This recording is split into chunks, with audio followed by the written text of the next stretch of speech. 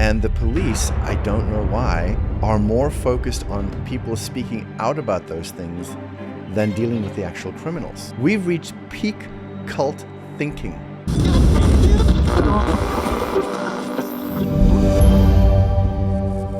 All right, welcome back. Before I get into the main topic of mind mapping and insanity, I want to talk about a few little things.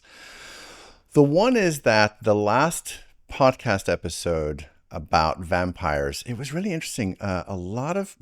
Most everybody loved it. A few people really got their knickers in a twist, and I think it's mostly people on social media who are looking at 30 to 45 second reels and reacting to it, saying like, my God, all women are not like this and all men are like this. And I'm like, Jesus, just chill. I keep on saying to people, 30-second extracts of a podcast is not the entire thing. So for those people who find themselves inflamed at 2 a.m. in the morning their time and feel like they need to lash out, context is good. But I thought it was an amazing episode. I'm actually going to try to get one of my mentoring clients on the podcast who's a relationship expert to talk about the female perspective. We had a great chat after she listened to the podcast, and I'm going to try and get her on. Fascinating stuff, really fascinating stuff. The other thing I want to talk about before the mind mapping and insanity is something that's been occurring to me. So I'm back in the gym basically, and those of you who've listened to me for a long time know that I sort of abandoned discipline for quite some time.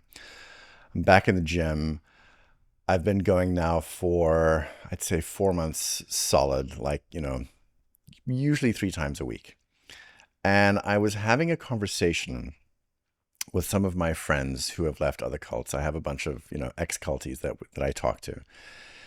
And we were talking about how what happens when you leave a cult is that you abandon a lot of what you did there because it's so poisoned, like discipline, for instance, and fitness and, eating well and whatever.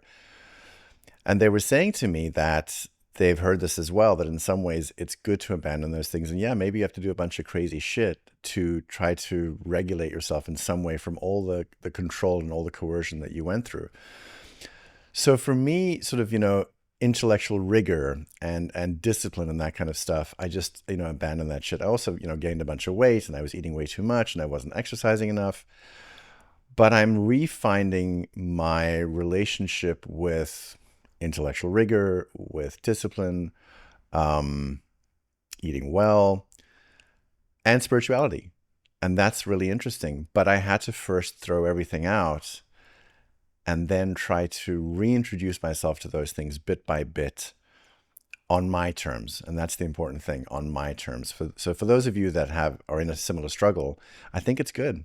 I think, throw all that shit out. Don't hurt yourself, obviously. But bit by bit, when you can, when you're able to, reintroduce these things on your terms so that you feel like you own them. I still have the thing sometimes where I have a thought and I'm like, fuck, Raniere had that thought. I hate that thought. I'm like, no, that thought you're having is from a well of wisdom far older than him. And so I have to sometimes negotiate in my head to reclaim that thing that I'm thinking about. Anyway, so I just wanted to put that out there because I'm having these interesting conversations with ex-culties, some of which I will definitely have on the podcast at some point. But I am finding great joy in refinding my relationship with these things, and I'm really enjoying being back in the gym. For those of you who wonder, I go to Gold's Gym. Why? No cameras, no influencers, just people who take it seriously. And I enjoy that. So yeah. All right. Mind mapping. Hey, quick interlude. If you're liking these conversations and want to help me keep expressing what is on my mind, hit that like button, subscribe to the channel, and maybe even follow the podcast wherever you listen. And if you want to go a step further in supporting the show and getting access to some behind-the-scenes rants, you can join me over on Patreon. That's patreon.com/Mark Vicente. It really does make a difference. All right, back to the episode. A long time ago, when Karen Unterreiner and I reconnected and began having more regular conversations, she told me about a book that her therapist had recommended. And Karen, if you're listening, you'll know which book I'm talking about. The book is called Brain Talk: How Mind Mapping Brain Science Can Change Your Life and Everyone in It by David Schnarch. Is it Schnarch or Snarch? I'll put it down here. Snark, I have no idea. And I haven't read all the book either. I haven't read the whole book, I should say, either, but I've read sections of it. And I wanted to bring up something in this book that's going to lead me to something important I want to say. Now, there is something I'm going to do at the end of this podcast. I'm actually not going to make it available on YouTube. It's only going to be for my Patreon members, because YouTube is a dumb authoritarian AI, and certain things it doesn't like. And for those of you that have ever watched YouTube and you see this notice down below, like some official notice, which, by the way, is usually coming from a corporation. And NGOs, by the way, act like corporations. They're very powerful bodies. The stuff I want to talk about at the end of this particular episode, I just don't want to get flagged in that way or get a strike. So I will get to that in a bit. But Karen told me about this book. Let me just read you a little bit about David Schnarch. I'm going to say Schnarch because I don't know. David Schnarch, an award-winning clinical psychologist and relationship expert, explores the concept of mind mapping, our brain's ability to form mental models of others' thoughts and feelings, and how these shape human relationships. The book is structured in 3 parts. Part 1 introduces mind mapping and teaches how to read other minds and your own, while also covering defense mechanisms like mind masking, deception, and self-protection. Part 2 addresses its darker side, including traumatic mind mapping, where trying to understand someone triggers trauma in your own mind, and antisocial empathy. That's the stuff I want to talk about. And then Part 3 offers healing strategies and guidance for repairing damage from traumatic mind mapping while enhancing relational health and deeper understanding. So let me just dig a little deeper into that Part 2. Traumatic mind mapping. So what is it?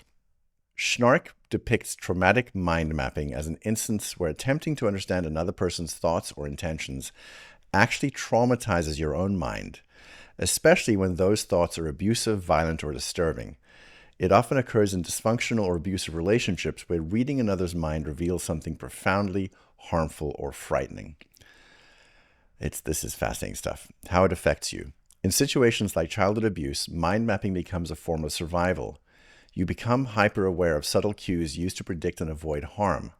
However, this heightened sensitivity comes at a steep cost. Chronic anxiety, hyper-vigilance, foggy thinking, memory gaps, and emotional shutdowns. I know some of you can relate. Your brain moves into survival mode, what one summary memorably terms as spaghetti brain, where your thinking becomes overwhelmed and disorganized under intense distress. Long-term consequences include internalizing a cruel inner voice, mirroring the abuser's tone, developing an expectation that no one is safe, anticipatory traumatic mind mapping, and having holes in your ability to accurately read others, either misreading danger when it's not there or failing to detect when it is. So I find this so interesting because as Karen began explaining this to me, I realized that all of us in NXIVM were in some ways, those of us spending more time with Raniere, were mapping him all the time. Because there was a constant feeling of danger that a lot of us felt around him. And of course, women had an additional danger as well. And what I began to understand is, because in the cult, and most people have this experience, you sort of develop this cult self. That cult self is compartmentalized from the normal you. And when you get out of the cult, that cult self starts to fall away and you start to reconnect with the original you. But I look back, and many people look back at that cult self as like, man, that was a fucked up period of thinking. There was a lot of spaghetti brain. And you thought everything made sense, but then when you wake up, you realize none of it made sense. But the most interesting thing is, imagine mapping a cult leader who's insane. Who's a sociopath, who's a psychopath. That is deeply traumatizing and also really upends your understanding of reality because you're mapping insanity. And the problem is, if you start to normalize insanity, you will go crazy. If you have a conscience, if you have empathy, if you have those things, which they don't, you will start to lose your mind bit by bit. And there's all kinds of fragmentation and dissociation that occur. And so I've been thinking a lot about this. And when Karen and I spoke and she told me this, I was like, oh my God, this makes perfect sense. This is why I felt so like upended all the time and confused and stuff like that, because I was trying to map, is this good? Is that bad? And it would change all the time with him, as it does with many cult leaders. But then this gets me to a bigger issue that I've been thinking about. Let me just pause quickly and say, I think a lot of people listen to me or watch me because they're interested in cults. I think some people enjoy the train wreck of it. I think some people are trying to figure out what happened to them. But one of the things I find sometimes is people kind of want me to stay with just talking about weird, fucked up cults. I think it's more interesting and more important, maybe not as salacious, to look at the patterns and be able to apply them to other places in life. So when I think about mind mapping, we all mind map, by the way. It's what we do from little children. We're mind mapping our parents. We're trying to map, how they work. It's not conscious. But from the point that we can start to really analyze as children, we're mapping, this is good, this gets reward, this gets punishment, that kind of thing. And we're mapping other people all the time. We're so developing a map in our mind of how they operate so that we can, operate more effectively in the world, stay away from the stuff that hurts, go towards the stuff we like. This is perfectly normal. So let's take the cult leader analogy of an insane mind and a normal person trying to map that mind, and what'll happen to the normal person. The normal person will get super fucked up. Now imagine, and this is where I start to upscale, now imagine that you're watching media. Let's take mainstream media. And a part of you knows that you're being fed complete and utter bullshit. My concern right now in the world is that if at this point you are not feeling disturbed about the things you're seeing, I think that's not good. Because that means that you've normalized insanity. You've normalized hypocrisy, duplicity, lies, a bunch of stuff like that. That's not good, because now you're going to wall yourself off from your own rational thinking and your own reasoning. The media, generally speaking, and I speak about the mainstream media, they're just lying all the time. And some of you pick up on it. Some of you are like, that's a lie, that's a lie, that's a lie. And if you're not seeing the lies anywhere, I mean, good for you. That's an interesting place to be.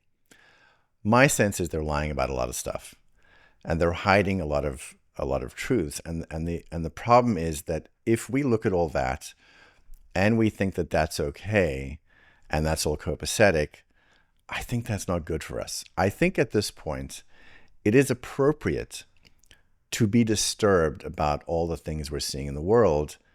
And I think it's not good to be looking at, especially what the media is putting out and saying, oh, that's perfectly normal. It's not. None of what we're being fed is normal. And this is what it's like in a cult, is if somebody else came in to a gathering, of some cult and just sat in there, they would look around and go like, what the fuck is going on? These people are fucking insane. What are they saying? But the thing is, when you're in the cult and you've had all this indoctrination and, you're like the frog boiling slowly, you think this all makes sense. And when it doesn't make sense, you have to do all these machinations to make it okay, because if at any point you realize, wait, I think the cult leader's full of shit, that is going to cause a lot of problems. You're going to get targeted.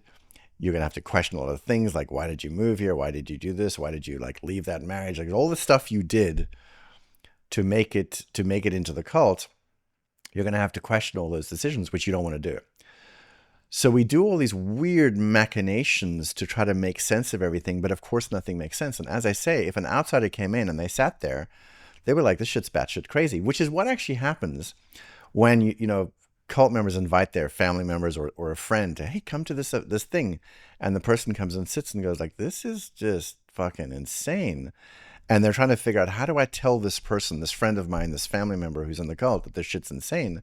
Because maybe at this point they've learned, don't say that shit, because they'll not want to talk to you anymore. So this has been on my mind a lot because I feel disturbed pretty much all the time. And I know that I can just not look at, social media and not look at the news and not look at any of these things. I know I can turn it all off, but I'm interested. I'm interested in the world. I'm interested in people. I am disturbed. And now at the moment, I'm staying out of the particular examples and content. I am so disturbed by what I'm seeing. I'm so disturbed by the amount of stuff that's being swept under the rug, the amount of stuff that's not being dealt with. And then I'm so disturbed by how the media paints people that ask questions as some form of extremist, and a large percentage of the population goes along with it.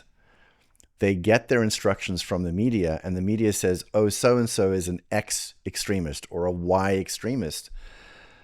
And people go like, oh yeah, that's terrible. We shouldn't listen to them. They're doing this kind of certain kind of speech. And people cut those people out or stop listening because they've been given their marching orders from the media.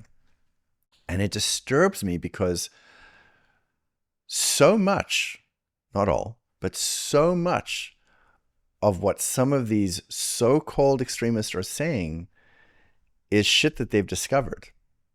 Like, the example of the news tells you one thing, and then maybe you're following citizen journalists somewhere.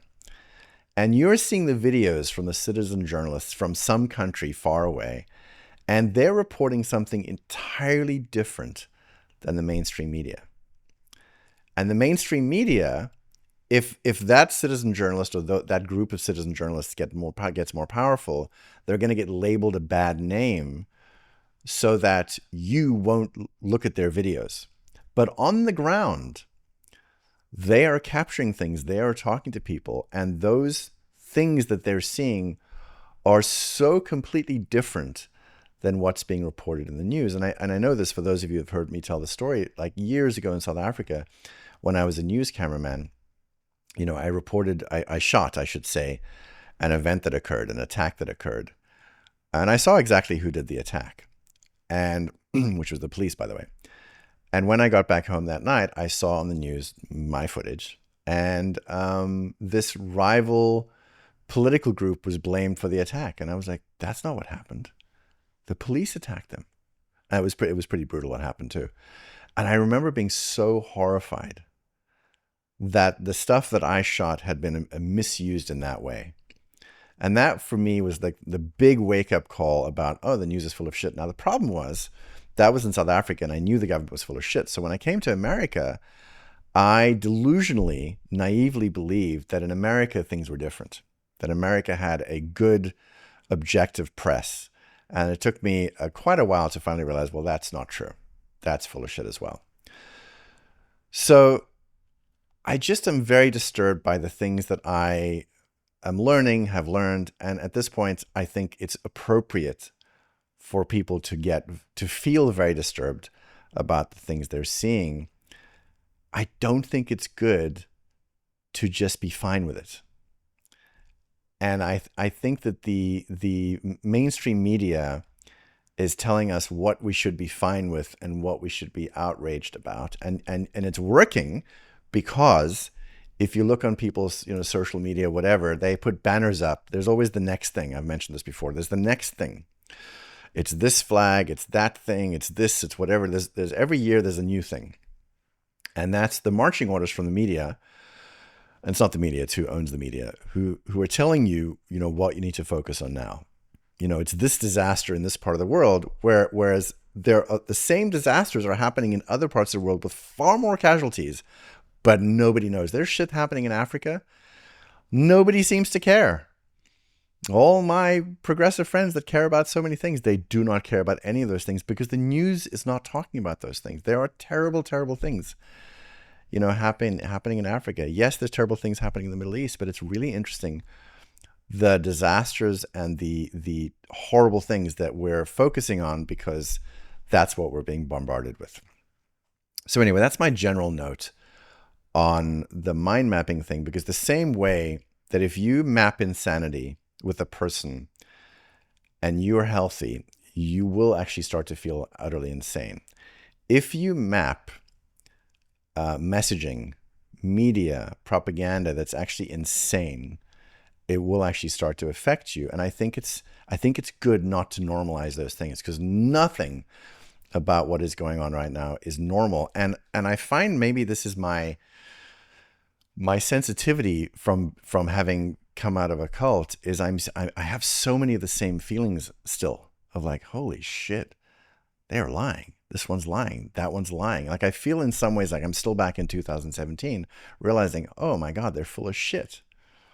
And the problem is, when I turn to some of my friends and say, I think that's bullshit, some of them say to me, well, I think you need to be careful of the kind of media you consume, because I don't think that's what's going on. I'm like, okay, but does this make sense to you? What they're saying? And they somehow make it make sense, and it doesn't make sense.